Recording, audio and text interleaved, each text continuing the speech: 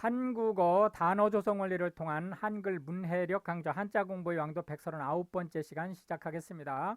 오늘도 우리는 6획에 해당하는 부수 하나를 체크하고 넘어갈 건데요.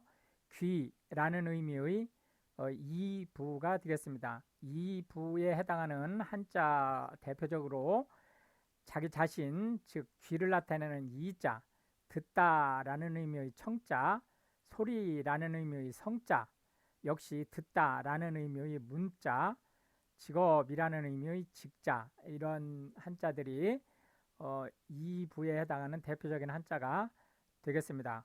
오늘의 첫 번째 한자는 귀라는 의미의 이자가 되겠는데요.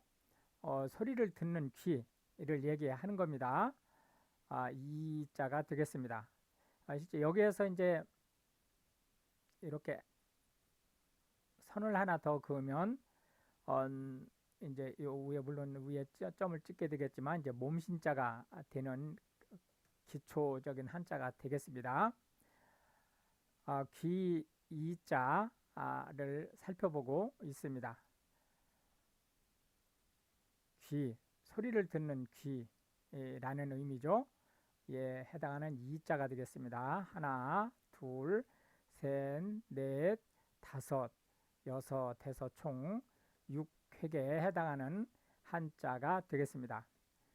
이목이라고 하는 것은 사람들의 귀와 눈이란 뜻이에요. 그러니까 귀와 눈은 어떤 상황을 파악하는데 가장 핵심적인 그 일종의 이제 도구가 되는 거죠. 그렇기 때문에 이목이라는 말은 주의를 끌다라는 의미를 가지고 있습니다. 그래서 주의라는 말로 쓰인다. 이비인 효과는 이, 귀조, 비, 코, 인후, 목 해서 귀와 코와 목 구멍에 관련된 질환을 살펴보는 클리닉 또는 병원의 한 섹터 디비전이라고 이제 보시면 되겠죠. 이명이라고 하는 것은 귀 속에 지속적으로 어떤 울림 현상이 있는 또는 단편적으로 어떤 이명 현상이 계속되는, 울리는 소리가 계속되는 그러한 증상을 나타냅니다. 마이동풍이라고 하는 것은 말이란 뜻이에요. 말 귀에 동쪽에서 부는 바람이라는 뜻으로 아무런 상관이 없는 말이란 뜻입니다. 어떤 말에 대해서 전혀 관심을 보이지 않는 그런 현상을 가르칠 때 쓴다. 우의독경이라고 하는 것은 이제 소 귀에 읽는다, 경을 읽는다, 즉 불경을 읽는다는 연부를 한다 그런 뜻이죠. 그러니까 소귀에다가 연부를 하는데 소가 알아들이 만무하죠. 그러니까 아무리 얘기를 해도 알아듣지를 못한다 라는 뜻입니다. 이 두 말이 비슷한 말입니다만은 뉘앙스의 차이가 있죠. 마이동품은 관심을 갖지 않는 거고 우의독경은 알아듣지를 못하는 거예요. 이목구비라고 하는 것은 귀, 눈, 입, 코라는 뜻으로 사람 얼굴에서 그 바깥에 있는 정보를 받아들이는 통로를 모두 얘기하는 거죠. 그래서 이 이목구비는 사람의 생김새 또는 그 사람의 생김새 중에서 이런 눈이나 코나 입이나 귀가 따로따로 떼놓고 볼 때 아주 그 깔끔하게 생겼다, 제대로 그 생겼다라는 그런 의미로 쓰일 때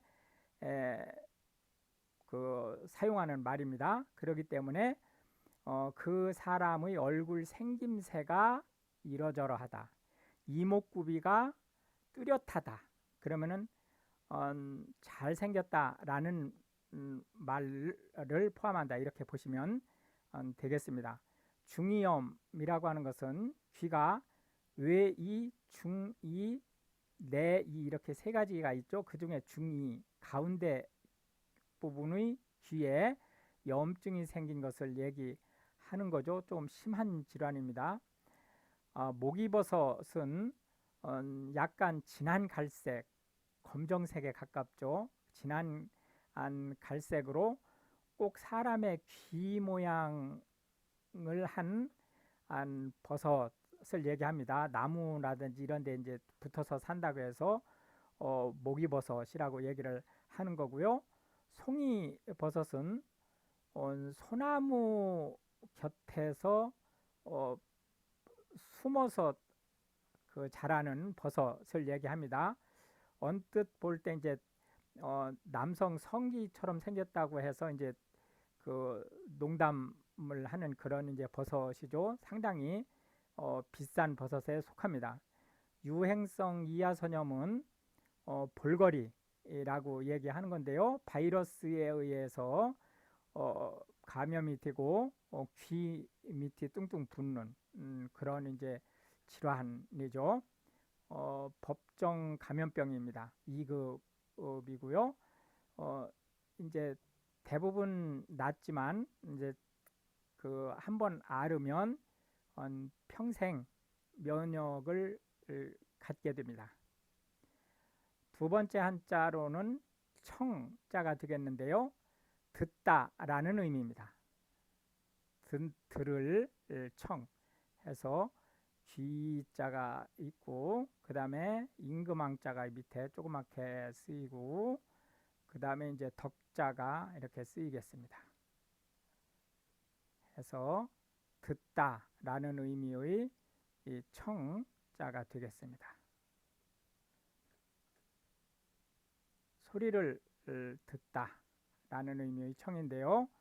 둘, 셋, 넷, 다섯, 여섯, 일곱, 여덟, 아홉, 열, 열하나, 열둘, 열셋, 열넷, 열다섯, 열여섯, 열일곱, 열여덟, 열아홉, 스물, 스물하나, 스물둘 해서 총 22획에 해당하는 한자가 되겠습니다. 듣다 라는 의미의 청자가 되겠는데요. 좀 복잡하죠? 지금까지 소개된 한자 중에서 아마 가장 복잡한 한자 같으네요. 예, 소리를 듣다 라는 의미의 이 청자가 되겠습니다. 청취하다, 소리를 듣는 것을 얘기합니다. 경청하다, 이 경청하다는 청취하는 것을 기본으로 하는 거예요. 경청하다는 유심히 듣다, 잘 챙겨 듣다 그런 뜻입니다. 청중은 듣는 무리를 얘기합니다. 근데 실제로 여기서 청중 이러면 꼭 소리만 듣는 사람을 얘기하는 건 아닙니다. 예를 들어서 강의를 듣는 사람을 청중, 연설을 듣는 사람을 청중, 또는 음악회에서 그 연주하는 음악을 듣는 사람을 청중 이렇게 얘기를 하는데 이 사람들은 연사나 그 플레이어를 눈으로도 보죠. 이제 그렇지만 주 포커스가 듣는 데 있다라고 해서 청중이라고 얘기를 하는 거죠. 그런데 반해서 시청자는 예를 들어서 TV 방송을 눈으로 보고 귀로 듣는 사람을 얘기합니다. 근데 왜 이 시청자는 청자라고 하고 시청자라고 얘기를 하냐면 라디오가 청자인데 반해서 TV는 시청을 하는 장치이기 때문에 시청자라고 해서 콕 집어서 보는 것을 포함시키는 거죠. 청문회라고 하는 것은 어떤 사안에 대해서 자세히 물어보기 위해서 해당하는 사람을 불러내는 것을 얘기합니다. 통상 국가나 지방자치단체의 중요한 의사결정을 하기 위해서 그 담당 또는 대상 되는 사람을 국회나 지방의회에서 불러내서 물어보는 것을 얘기하는 거죠.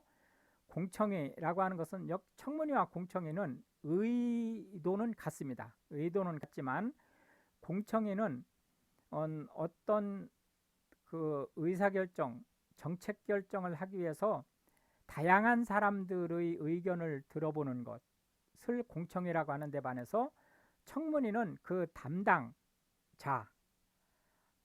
그 담당 또는 책임자를 콕 집어서 물어보는 것이 다르죠. 수렴청정이라고 하는 것은 이 수렴이라는 것이 발이란 뜻이죠. 뒤에 커튼 뒤에 그 어머니가 앉아 있고 앞에 어린 왕이나 황제가 정치를 하는, 그래서 어머니의 말을 듣고 정치를 한다 해서 청정이라고 하는 거죠. 그래서 발 뒤에 어머니, 즉 황태후 또는 대비, 왕 대비가 앉아 있고 그 발 뒤에서 하는 어머니의 소리를 듣고 왕이나 황제가 정치를 펼치는 것을 수렴청정이라고 얘기를 한다. 청강생이라고 하는 것은 정규 과목으로, 즉 학점을 이수하는 정규 과목으로 강의를 듣는 것이 아니고 어떤 그 목적이나 또는 교양을 쌓기 위해서 강의를 듣는 것을 얘기합니다. 도청이라고 하는 것은 말을 주고받는 사람이 모르게 슬그머니 제3자가 끼어들어서 몰래 듣는 것을 얘기하고, 이 도청은 법으로 금지되어 있습니다. 하기 때문에 반드시 사전에 법원에 신청해서 법원의 허락을 받아야만 도청이 가능하다, 이렇게 이제 보실 수 있고, 그 다음에 이제 예를 들어서 그 당사자하고 통화하는 내용을 녹음할 때에는 사전에 경고를 해야 합니다. 이게 녹음된다 또는 녹음될 수 있다라는. 방청하다라고 하는 것은 공개된 어떤 일에 대해서 참여하여 시청하다, 청취하다, 그런 뜻을 가지고 있습니다. 오늘의 이제 세 번째 마지막 한자는 성자가 되겠는데요. 소리라는 의미의 이 성자가 되겠습니다. 소리라는 의미의 이 성자는 역시 좀 복잡하죠. 소리와 관련된 것이 전반적으로 좀 복잡한 현상을 보이네요. 하나, 둘, 셋, 넷, 다섯, 여섯, 일곱, 여덟, 아홉, 이렇게 아홉, 열, 열하나, 열둘, 열셋, 열넷, 열다섯, 열여섯, 열일곱 해서 총 17획에 해당하는 한자가 되겠습니다. 소리라는 의미의 성자가 되겠습니다. 뭐 음성뿐만이 아니고 자연적인 소리 또는 인위적인 각종 소리를 모두 이 성이라는 말로 표현한다, 이렇게 이제 보시면 되겠습니다. 음성이라고 하는 것은 사람의 목소리를 얘기합니다. 그런데 통상 사람의 목소리를 그냥 아무렇게 내는 것을 음성이라고 하지는 않고요. 의사표시를 하는 사람의 목소리를 기본적으로 음성이라고 합니다. 성대라고 하는 것은 음성을 내는 기관을 얘기하죠. 목 안에 그 떨림판을 얘기하는 거죠. 명성이라고 하는 것은 유명세를 얘기합니다. 그 사람의 이름이 잘 알려지는 것을 얘기합니다. 탄성이라고 하는 것은 감탄사라는 의미로 깜짝 놀랄 정도로 이 일을 잘 했을 때 외치는 소리를 얘기합니다. 긍정적인 뜻입니다. 탄성은. 부정적인 일에 그럴 수 있나 라고 하는 것은 탄성이라고 하네요. 총성은 글자 그대로 총소리입니다. 근데 총소리라는 게 기본적인 뜻인데 이것은 이제 전쟁 또는 전투를 상징하거나 간접적으로 의미할 수 있습니다. 총성이 멈추다. 그런 이제 얘기를 전투가 멈췄다 또는 전쟁이 끝났다. 그런 뜻으로 쓸 수 있는 거죠. 성원하다, 후원하는 소리라는 뜻으로 지지하고 힘을 북돋워주다. 그런 뜻입니다. 성토하다는 이건 토론하다라는 뜻이지만 부정적인 의미예요. 성토하다는. 그래서 잘못한 일에 대해서 공개적으로 크게 비판하다 또는 비평하다, 불평하다, 불평을 토로하다 그런 뜻을 가지고 있습니다.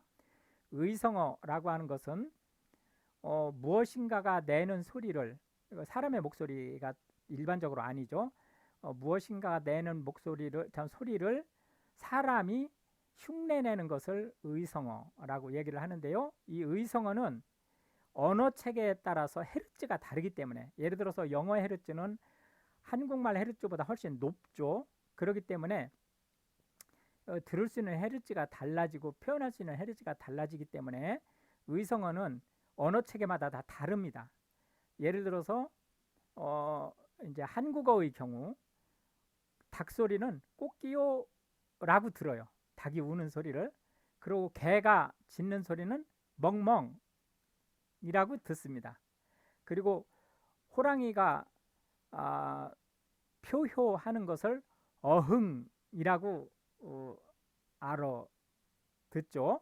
그런 식으로 그 표현하는 말의 방법이 언어 체계마다 다릅니다. 그게 멍멍이라는 말을 한국인은 알아듣지만 한국말을 쓰지 않는 다른 나라 말을 쓰는 사람한테는 뜻이 안 통할 수 있는 거죠. 아우성치다라고 하는 것은 불만에 대해서 시끄럽게 표현하다라는 뜻을 가지고 있습니다. 뇌성 병력이라고 하는 것은 뇌성이라고 할 때 뇌는 천둥이란 뜻이고, 요 성은 소리죠. 그러니까 천둥 소리. 그리고 병력은 번개라는 뜻입니다. 해서 천둥 소리와 번개를 한꺼번에 얘기하는 거다. 이제 이렇게 보실 수 있겠습니다.